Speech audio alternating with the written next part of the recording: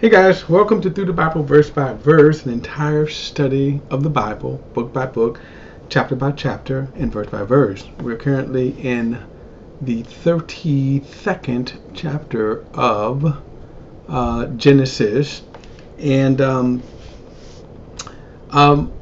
I said, this portion of the story, Jacob is experiencing a lot of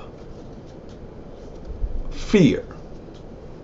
He's experiencing a lot of, you can almost say horror.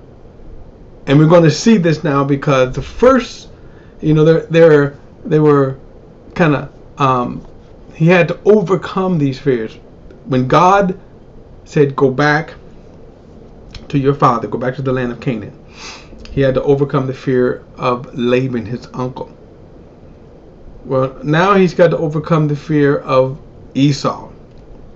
And you gotta have to remember, it's been 20 years since he has last seen Esau. Of course, they don't have phones. Certainly,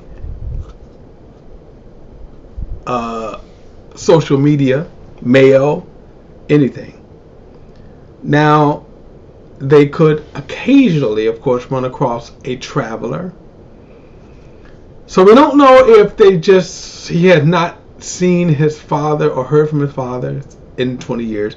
The Bible just doesn't tell us. But you remember the last time he saw Esau, Esau was like, I'm going to kill you. So now, he didn't, you could probably surmise he never thought about it until God says, go back. And now he's thinking, the last time I saw my brother, whom I stole the blessing, he probably can say, after 20 years, God talking to him and says, well, God was going to give it to him anyway, but maybe Esau doesn't see it that way.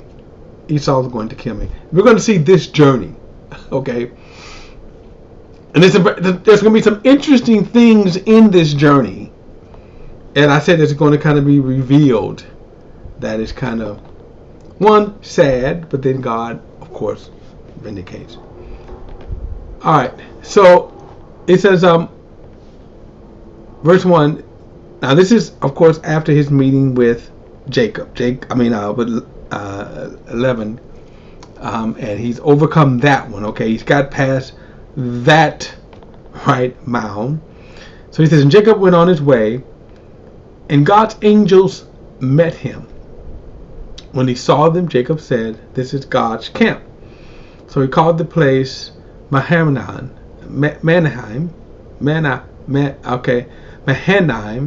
Okay. And then Jacob sent messengers ahead of him to his brother Esau in the land of Seir, the country of Edom.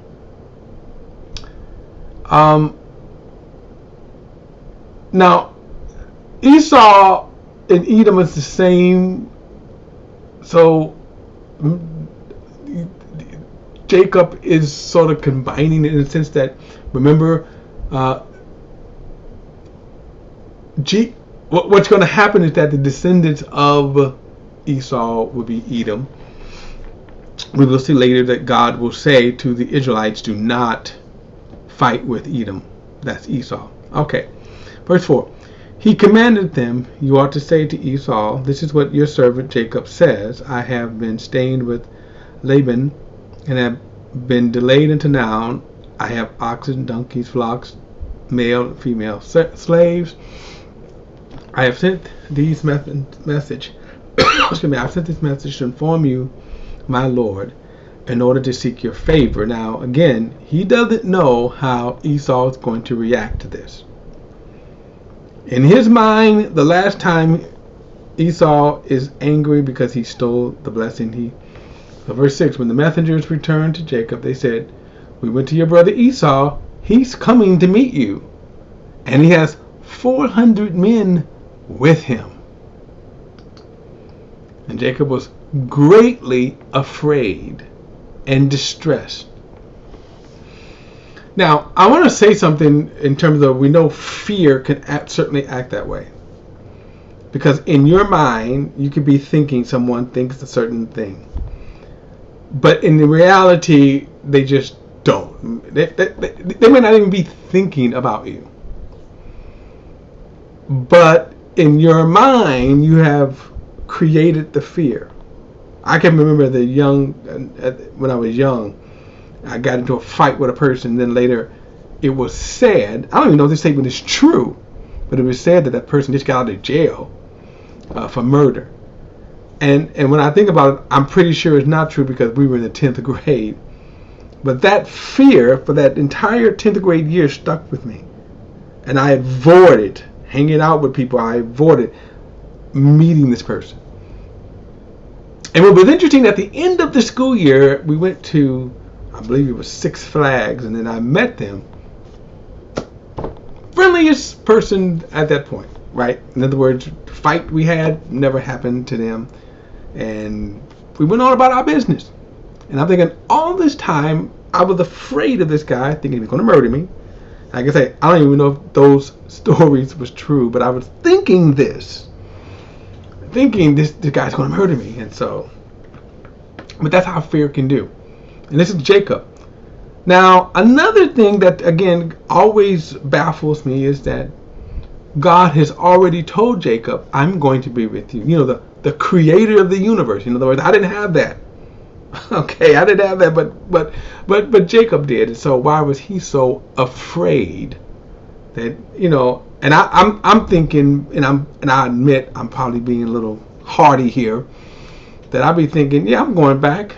God's already told me he's got my back. Let Esau come, right? But Jacob was horrified at this, okay? So then he says, verse 7 again, Jacob was greatly afraid and distressed. He divided the people with him into two camps, along with the flocks, cattle, and camels. He thought if Esau comes to one camp and attacks it, the remaining ones can escape. I don't know why he didn't think of the third option. God would protect him, just as God protected him against his uncle. But I digress. Verse 9, then Jacob said, God of my father Abraham and Isaac, and God of my father, let me read this, verse 9 again. Then Jacob said, God of my father Abraham and God of my father Isaac, the Lord who said to me, go back to your land and to your family, and I will cause you to prosper. I am unworthy of all the kindness and faithfulness you have sworn your servant. Indeed, I cross over this Jordan with my staff, and now become two camps. Please rescue me from the hand of my brother, for I am afraid of him. Otherwise he may come and attack me, the mothers of my children. You have said, I will cause you to prosper and I will make your offspring like the sands of the sea, which cannot be counted. Now, this is again, I think it's a good prayer because again, hey, I am afraid of my brother. He's going to kill me. I'm still baffled why he didn't come to rest in the faith of God's promise. But that's okay. That's so much for that, right? I don't know. But he's saying, he's reflecting. You told me to go back. But this also this also speaks of his faith. That he's going back not knowing whether or not, okay, what am I walking into? I could die. Esau could kill me, you know. But he's going back in faith. And he just, well, I may die. But it still speaks volumes of his faith. That's the point. It speaks volumes of his faith. Okay. Verse 15. He spent the night there and took part of what he had brought with him as a gift for his brother Esau, 200 female goats, 20 male goats, 200 ewes, 20 rams, 30 milk camels with their young, 40 cows, 10 bulls, 20 female donkeys, and 10 male donkeys. Now that's, by the way, if you had that today, if you look up some prices, that's a nice little gift, to say the least. Verse 16, he entrusted them to his slaves as separate herds and said to them, go ahead of me and leave some distance between the herds. And he told the first one, when my brother Esau meets you and asks, who do you belong to? Where are you going? And whose animals are these? Then tell him they belong to your servant Jacob. They are gifts sent by my lord Esau. And look, he is behind us. And he told the second one, the third, and everyone who was walking behind the animals. Say the same thing to Esau when he finds you. You ought to also say, look, your servant Jacob is right behind us. For he thought, I want to appease Esau with the gift that I'm going ahead. And after that, I can face him. And perhaps he will forgive me. Fear is an awful thing. Fear is an awful thing. Because what we're going to find out is that, but fear. Look, this is a tormenting thing that he just doesn't know what is going to happen to him. But I want you to see how he arranges things. Okay, all right.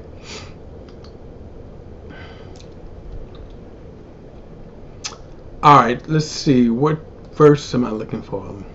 Okay, so verse 20 again. You ought to say, look, your servant Jacob is right behind us, for he thought, I want to appease Esau with a gift that's going ahead of me, and after that I can face him, and perhaps he will forgive me.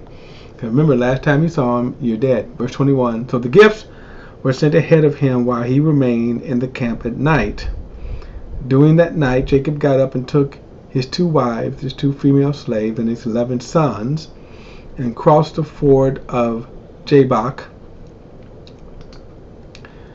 And he took them and sent them across the stream along with his possessions. And Jacob was left alone with the man wrestling with him until daybreak. And when the man saw that he could not defeat him, he struck Jacob's hip socket as they wrestled and dislocated his hip. Then he said to Jacob, let me go for this daybreak. But Jacob said, I will not let you go unless you bless me. What is your name? The man asked. Jacob, he replied. And he said, your name will no longer be Jacob. He said, it will be Israel, because you have struggled with God and men and have prevailed. Now, obviously, this kind of incident here, these kind of encounters kind of are strange. When you see obviously this is called an angelophany in theological circles, meaning the appearance of an angel. But the reason why they call it an angelophany, and then there's what's called Christophanies, and then there's called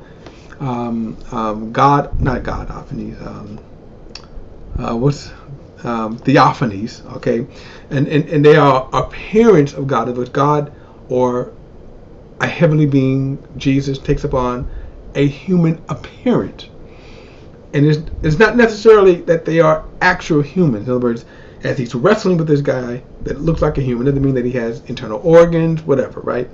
But he looks like he takes upon a form, and then of course he's wrestling with him. And that might explain why he's not. In other words, when you come across this, you're kind of looking and you're saying, well, he looks like an angel, but he looks like a man, or he's a very, very, very advanced man, a very good-looking man. Excuse me, with no blemishes. So the point I want to say, notice he's wrestling with him, and he wrestles until daybreak. Now,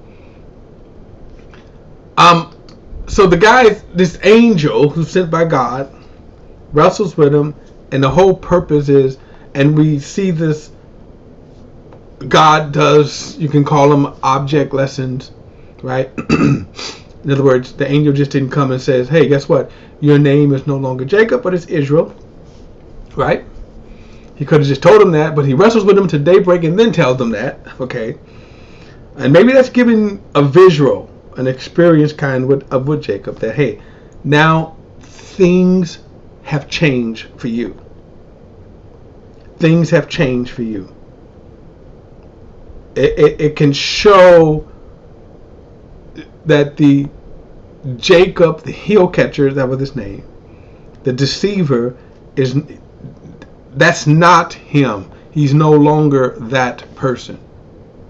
He's now Israel, and thus we see the birth of the name of Israel.